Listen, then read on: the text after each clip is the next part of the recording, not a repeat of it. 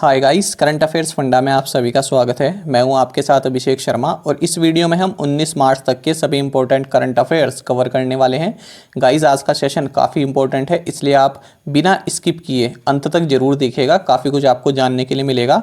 और इस सेशन को शुरू करने से पहले आप सभी को बताना चाहूँगा कि हमारी 1 ईयर की मेंबरशिप आप अवेल कर सकते हैं, जिसके अंतर्गत आपको चैनल पर अपलोड होने वाली current affairs video PDF format में मिल जाएगी।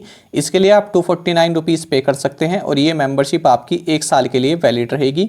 कोई भी आपकी क्वेरी हो, कुछ भी जानना चाहते हैं तो कमेंट बॉक्स में हमें ज़रूर लिखिएगा। चलिए फिर करते हैं शुरुआत इस वीडियो सेशन की। प्रधानमंत्री कार्यालय में किस पद से PK सिन्हा ने इस्तीफा दिया? ऑप्शंस आपके सामने हैं और करेक्ट आंसर होगा option B, principal adviser. Hindi में कहें तो प्रधान सलाहकार। तो इस्तीफा देने के पीछे इन्होंने व्यक्तिगत कारण बताए हैं।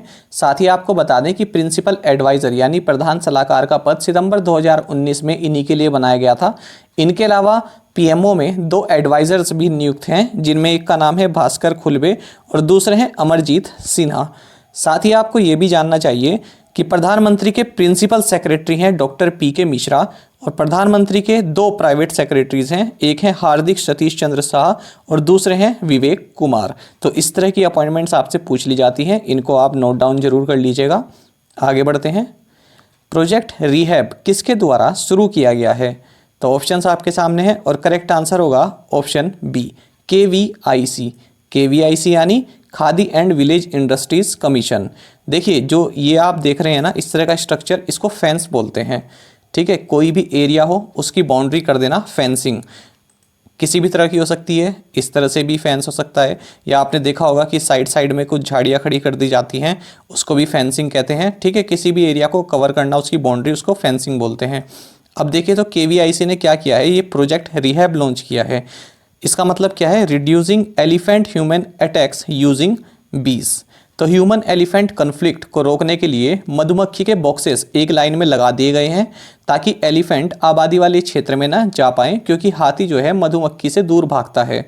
तो KVIC ने ये कर्नाटक के चेलूर विलेज में लॉन्च किया है।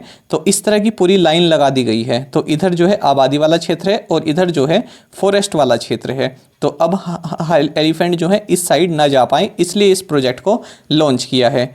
और साथ ही आपको ये भी जानना चाहिए कि KVIC के चेयरमैन हैं विनय कुमार सक्सेना। इन्होंने ही इस प्रोजेक्ट को लॉन्च किया है। फ्रेंड्स, KVIC के बारे में जान लेते हैं, क्योंकि यहाँ से क्वेश्चन आपके एग्जाम में बन जाते हैं। तो देखिए, जो KVIC है ये एक स्टैट्यूटरी बॉडी है, यानी इसको कॉन्स्टिट्यूशन द्वारा नहीं बनाया गया है, इसको एक्ट के द्वारा बनाया गया है, khadi and village industries commission act of 1956 के तहत। और अप्रैल 1957 से इसने कार्य करना शुरू किया है।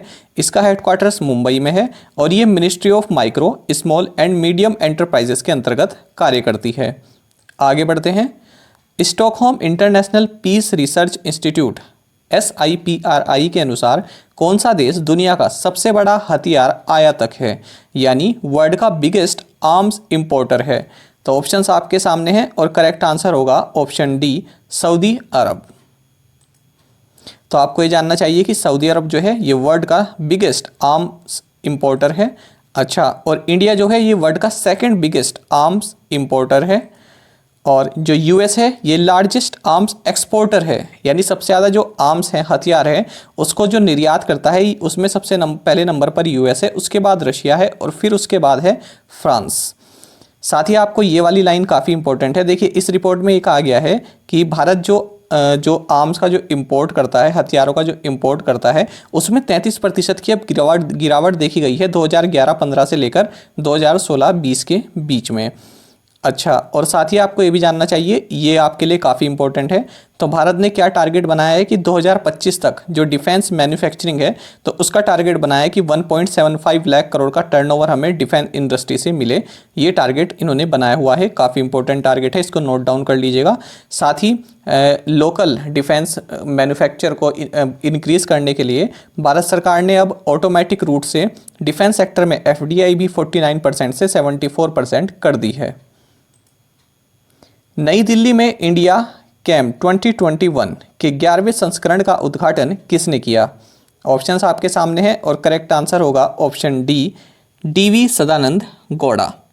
तो DV सदानंद गौड़ा के पास जो है केमिकल्स एंड फर्टिलाइज़र मिनिस्ट्री इनके पास है और इन्होंने इस जो ये इंडिया कैंप 2021 है, इसका उद्घाटन किया है। कहाँ पर किया है? न्यू दिल्ली में किया है। किसके द्वारा ऑर्गेनाइज किया गया? Department of chemicals and petrochemicals ने किया है, फिक्की के साथ मिलकर। और इसका थीम क्या रहा? India global manufacturing hub for chemicals and petrochemicals. IQAIR की 2020 की विश्व वायु गुणवत्ता रिपोर्ट के अनुसार निम्नलिखित में से कौन सी दुनिया की सबसे प्रदूषित राजधानी है, यानी कैपिटल सिटी है? तो फ्रेंड्स देखिए, एक IQAIR, ठीक है, IQ एयर आप बोल सकते हैं, तो इसकी एक रिपोर्ट आती है, वर्ल्ड एयर क्वालिटी रिपोर्ट। तो इसके अनुसार हमें बताना है कि वर्ल्ड की मोस्ट पोल्यूटेड कैपिटल सिटी कौन सी है। तो ऑप्शंस आपके सामने हैं, जी हाँ, और आंसर वही है जो आप सोच रहे हैं, नई दिल्ली। तो नई दिल्ली ने जो है लगातार तीसरे साल ये कारनामा किया है। और आपको बता दें कि अगर हम वर्ल्ड की 50 मोस्ट पोल्यूटेड सिटीज़ की बात करें तो इसमें 35 जो हैं हमारे भारत की ही हैं। और साथ ही आपको बता दें कि ये जो रैंकिंग है, ये जो PM 2.5 होता है, जिसका मतलब होता है पार्टिकुलेट मैटर 2.5, इसके आधार पर ये रैंकिंग दी जाती है। अब ये PM 2.5 क्या होता है? देखिए, कुछ टाइनी पार्टिकल्स होते हैं एयर में जो कि विजिबिलिटी को रिड्यूस करते हैं, तो उनको बोलते हैं PM 2.5। इनको आप कह सकते हैं कि एयर पोल्यूटेंट एक तरह से ये होते हैं। अच्छा, यहाँ पर आपके लिए जानना चाहिए, अगर आप किसी PCS टाइप एग्ज़ाम की तैयारी कर रहे हैं तो वहाँ पर पूछ लिया जाता है, WHO ने जो है, जो डेली लिमिट बनाई गई है कि ये पार्टिकल कितने होने चाहिए, तो उसकी लिमिट है 25 माइक्रोग्राम मीटर क्यूब, या फिर आपको पैसे बोल सकते हैं 25 माइक्रोग्राम पर क्यूबिक मीटर। तो ये है डेली की लिमिट, ठीक है, और इससे ज़्यादा नहीं होनी चाहिए। और अगर हम एनुअल बात करें, ठीक है, यानी वार्षिक अगर हम बात करें, तो 10 माइक्रोग्राम पर क्यूबिक मीटर इसकी लिमिट है। तो दोनों लिमिट आप याद रखिएगा, ये कई बार एग्जाम में पूछी भी जा चुकी हैं। बैंक के एग्जाम में तो नहीं पूछा जाएगा, लेकिन इसके अलावा और जो एग्ज़ाम होते हैं अच्छे लेवल के, जो और एग्ज़ाम होते हैं, बैंक भी इसी तरह का अच्छा लेवल का एग्ज़ाम है, उसके अलावा और भी जो एग्ज़ाम होते हैं उनमें इस तरह के क्वेश्चन पूछ लिए जाते हैं, तो इसको आप नोट कर लीजिएगा। अच्छा, और इसके बारे में देखते हैं और क्या क्या फाइंडिंग्स इस रिपोर्ट में बताई गई हैं। तो देखिए, वर्ल्ड की मोस्ट पोल्यूटेड कंट्रीज़ अगर हम बात करें, 2020 की बात ये की जा रही है, तो बांग्लादेश नंबर 1 पर है, दूसरे नंबर पर है पाकिस्तान, तीसरे नंबर पर है इंडिया। और अगर हम वर्ल्ड की मोस्ट पोल्यूटेड सिटीज़ की बात करें 2020 में, तो नंबर 1 पर है चाइना की होटान, और दूसरे पर है गाजियाबाद, तीसरे पर है बुलंदशहर, चौथे पर है बिशरख जलालपुर, और 5वें पर है भिवंडी, ठीक है। तो ये सभी जो है आपको यहाँ से चार्ट दे सकते हैं, या तो आप इसका स्क्रीनशॉट भी ले लीजिए। इस तरह के क्वेश्चन एग्जाम में पूछ लिए जाते हैं। आगे बढ़ते हैं।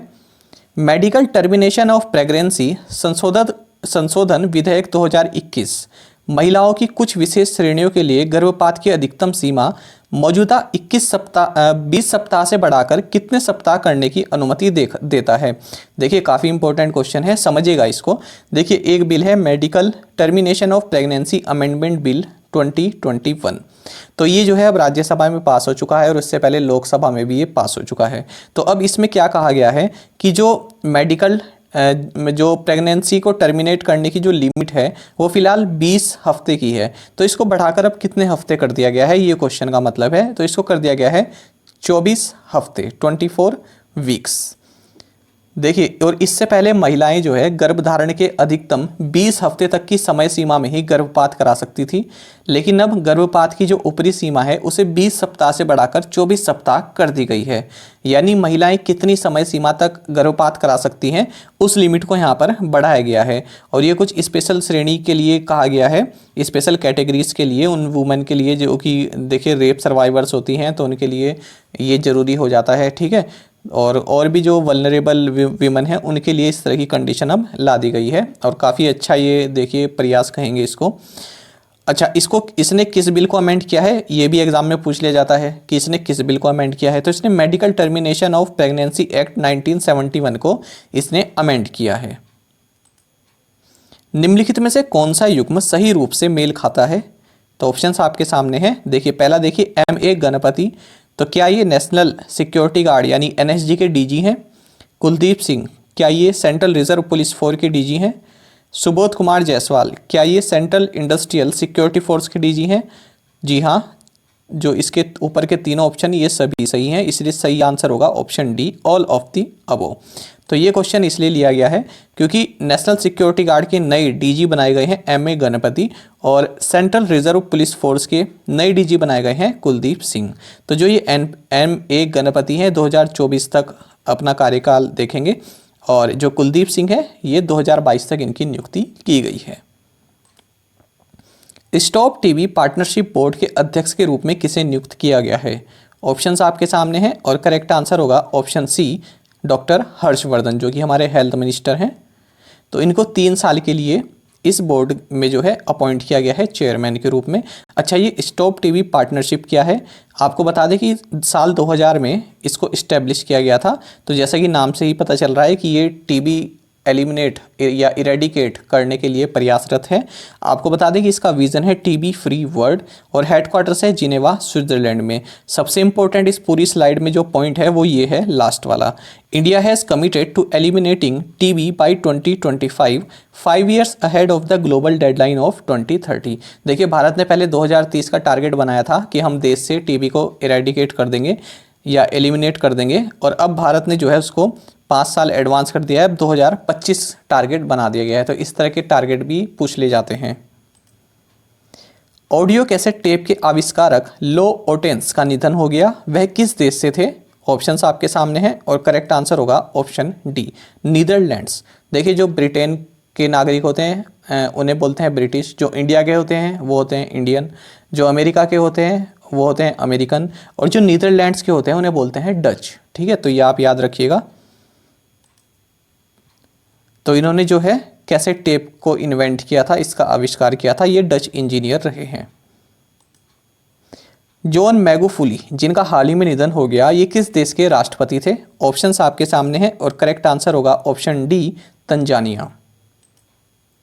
और इनको जो है पॉपुलरली क्या बोला जाता था? बुलडोजर बोला जाता था। ये तंजानिया के प्रेसिडेंट थे।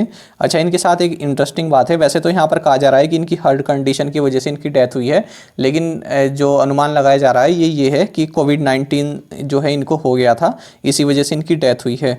इन्होंने क्या किया, जब कोविड-19 की शुरुआत हुई तो इन्होंने अपने देश में 3 दिन की एक नेशनल प्रेयर रखी, और उस प्रेयर को कराने के बाद इन्होंने कहा कि हमारे देश में कोविड-19 नहीं है, हमने इस प्रेयर के थ्रू उसको भगा दिया है।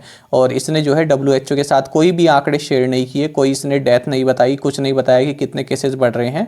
तो इस तरह का इन्होंने यहाँ पर काम किया था और केवल 3 दिन की नेशनल प्रेयर करके इन्होंने कोविड-19 को भगाने का ऐलान कर दिया था।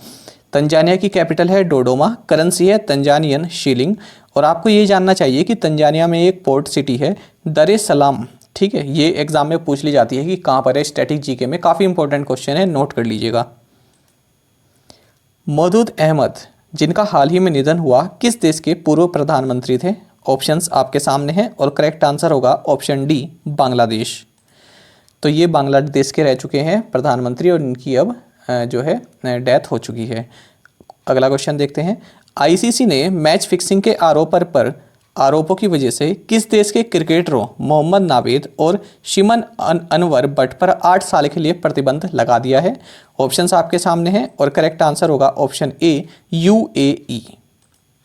तो फ्रेंड्स, ये दोनों ही जो है मोहम्मद नावेद और शिमन अनवर बट, ये संयुक्त अरब अमीरात के क्रिकेटर हैं और आईसीसी ने इन पर 8 साल का बैन लगा दिया है क्योंकि मैच फिक्सिंग की वजह से। ठीक है, ये इन पर बैन लगाया गया है। साथ ही आपको बता दें कि जो आईसीसी है इसके CEO हैं मनु शाहानी, हेडक्वार्टर्स है दुबई इन UAE। पटियाला में हुए फेडरेशन कप में 8.26 मीटर लंबी कूद के साथ टोक्यो ओलंपिक के लिए किस भारतीय एथलीट ने क्वालिफाई किया है? वेरी इंपॉर्टेंट क्वेश्चन, ध्यान से देखिएगा। तो ये किया है मुरली श्रीशंकर ने। तो देखिए, सबसे पहला क्वेश्चन तो यही है कि जो ये federation cup national senior athletics championship हुई है ये कहाँ हुई है? तो ये पंजाब के पटियाला में हुई है। अच्छा, अब जो ये लॉन्ग जंपर हैं मुरली श्रीशंकर, तो इन्होंने 8.26 मीटर की लॉन्ग जंप लगाई है, लेकिन टोक्यो ओलंपिक क्वालिफाई करने के लिए, वहाँ पर टोक्यो ओलंपिक के लिए क्वालिफाई करने के लिए 8.22 मीटर ही रिक्वायर्ड है और इन्होंने लगाई है 8.26 मीटर की। तो इन्होंने अपना जो प्रीवियस इनका रिकॉर्ड है 8.2 मीटर का, ये इन्होंने तोड़ दिया है। अच्छा, यहाँ पर एक हेडलाइन ये भी बनी थी, Sreeshankar Murali books Tokyo berth with a big jump, silences naysayers. अच्छा, जो ये शब्द लिखा है नेसेयर्स, इसका मतलब होता है क्रिटिक्स, जो आपको क्रिटिसाइज करें या फिर जो आपके बारे में निगेटिव बात बोलें उनको बोलते हैं नेसेयर्स। ठीक है, तो इसको भी आप नोट कर लीजिएगा। पीटी उषा के फेडरेशन कप रिकॉर्ड को तोड़ने वाली एस धनलक्ष्मी किस राज्य की हैं? तो ये हैं तमिलनाडु की। तो काफ़ी इंपॉर्टेंट क्वेश्चन है। फिर से उसी टूर्नामेंट की बात हो रही है, federation cup national senior athletics championship, जो कि पटियाला में हुई है। तो इन्होंने एस धनलक्ष्मी ने क्या किया है, इन्होंने 23.26 सेकंड का टाइम लिया है अपनी रेस कंप्लीट करने में। अच्छा, पीटी उषा का जो रिकॉर्ड था, जो इन्होंने 1998 में बनाया था, ये 23.30 सेकंड्स का रिकॉर्ड था और इन्होंने कम समय लिया है 23.26 सेकंड का। तो इन्होंने पीटी उषा का ये रिकॉर्ड तोड़ दिया है। साथ ही इन्होंने जो है 100 मीटर फाइनल में दूती चंद को हरा दिया है और 200 मीटर सेमीफाइनल में इन्होंने हिमा दास को भी पछाड़ दिया है। तो काफ़ी बड़ी उपलब्धि है, याद रखिएगा। एस धनलक्ष्मी तमिलनाडु से हैं। आरबीआई ने बैंकों से किस तारीख तक सभी शाखाओं में इमेज आधारित यानी image based check truncation system लागू करने के निर्देश दिए हैं? ऑप्शंस आपके सामने हैं और करेक्ट आंसर होगा ऑप्शन डी, 30 सितंबर 2021 तक। और साथ ही आपको ये भी जानना चाहिए कि चेक ट्रंकेशन सिस्टम जो है ये 2010 से भारत में जो है इसको लागू किया जा रहा है। अब देख लेते हैं प्रीवियस असाइनमेंट क्वेश्चंस के answer. Ranbir canal is in which state और UT? Jammu and Kashmir. Badla solar park is in which state? Rajasthan. Where is the headquarters of Shri Mahila Sewa Sahakari bank limited located? Ahmedabad, Gujarat. What is the length of India's first elevated urban expressway which connects Dwarka, Delhi to Gurugram? 29 km. Dr. Harshvardhan recently inaugurated the new research building Deshikan Bhavan at which place? ICMR, NJIL and OMD, Agra, Uttar Pradesh. अब देखते हैं आज के assignment questions. और इससे पहले friends, फिर से वही बात, अगर आपको हमारा कंटेंट अच्छा लगता है, हमारा एक्सप्लेनेशन अच्छा लगता है, तो वीडियो को एक लाइक ज़रूर दिया कीजिए। इससे काफ़ी मोटिवेट होते हैं हम, काफ़ी अच्छा लगता है आपके कमेंट्स पढ़कर भी। International day of mathematics is celebrated on which day? Which country is building the world's largest floating solar farms? World energy transitions outlook report is released by which agency? Who is the current National Security Advisor to the Prime Minister of India? Which country chaired the first meeting of the BRICS Contact Group on Economic and Trade Issues? तो friends, अगर आपको एक question का answer भी आता है तो वो भी आप हमें ज़रूर कमेंट बॉक्स में बताइएगा। और साथ में आप सभी करंट अफेयर्स फंडा को टेलीग्राम पर भी ज्वाइन कर सकते हैं। यहाँ पर रेगुलर वीडियो अपडेट्स और करंट क्विजेस हम आप सभी के लिए डालते हैं। साथ ही डिस्कशन ग्रुप में आप किसी भी क्वेश्चन का सॉल्यूशन पा सकते हैं। दोस्तों, यहाँ पर करंट अफेयर्स की PDF प्लेलिस्ट दी गई है, इसको आप ज़रूर देखें। अपने दोस्तों के साथ व्हाट्सएप एंड टेलीग्राम पर शेयर करें, लाइक करें और कमेंट करके ज़रूर बताइएगा कि ये वीडियो आपको कैसी लगी। Thank you guys.